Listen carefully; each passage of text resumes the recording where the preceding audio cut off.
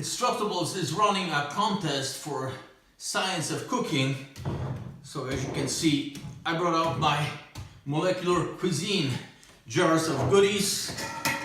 Got stuff like agar-agar, sodium citrate, sodium alginate, and other stuff. But today we'll start off with some easy stuff and quite nice looking. We'll be submerging oil in drops of Isomalt. What's Isomalt? As you can read in Wikipedia, Isomalt is a sugar substitute, a type of sugar alcohol used primarily for its sugar-like physical properties.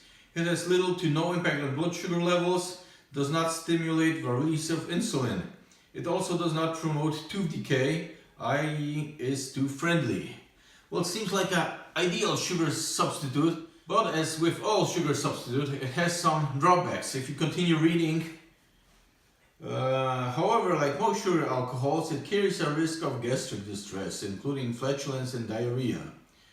Most non-English speakers will know what diarrhea is, but they might be wondering what flatulence is. Well, to put it short, if you were a royal knight, they would probably call you Sir Fart-a-lot, because it causes a lot of gas, like all the bees, peas and other vegetables like that. So you shouldn't get carried away with intake of this stuff, but with the doses we'll be using, you shouldn't have any problems.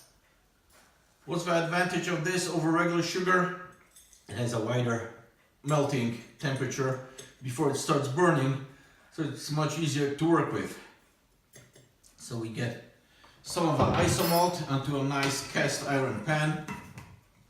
We've got some good quality olive oil, a piece of copper tube.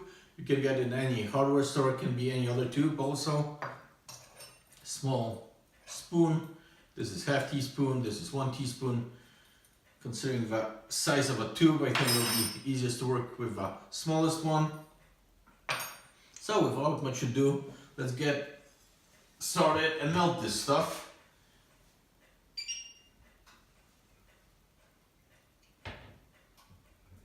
Okay, these are special gloves for working with confectionery items. But of course you can get a pair of regular cotton gloves, and it's good to cover them also with some latex gloves. Well, don't use just latex gloves. This stuff can get really hot. It's already starting to melt. And it's very easy to scorch yourself. So as you can see, the stuff is nicely melted. Nice and clear. The cast iron skillet holds the heat, so we have some time to work with this stuff. And maybe I'll bring the camera closer in a moment. We'll do some close-up shots. I'll just show you the main idea. You dip the tube in the Isomalt, so it forms a nice film on the bottom.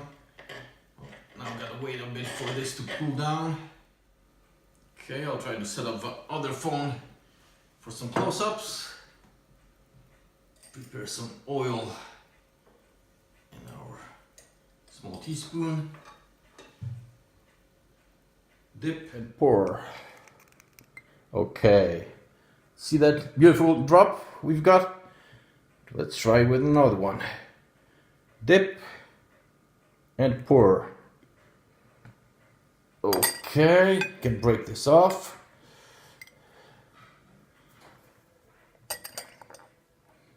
Dip and pour.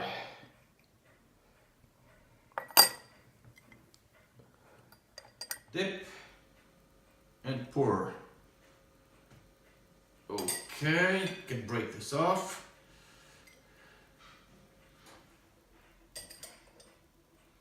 Dip and pour.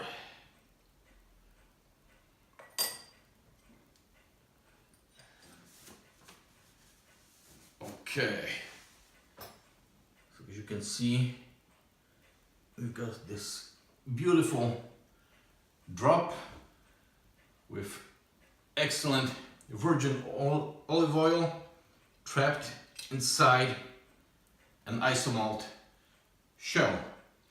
And you can use these to decorate any type of salad and it'll look like a real gourmet meal. I'll show you some pictures at the end. And that's it for today. Maybe later on I'll show you some of the other stuff. We will do some agar pasta, which will look like regular spaghetti, but will have some crazy taste like raspberry or maybe spinach, but that's for another episode. That's it for now. Take care. Be sure to vote for this video. And of course, subscribe.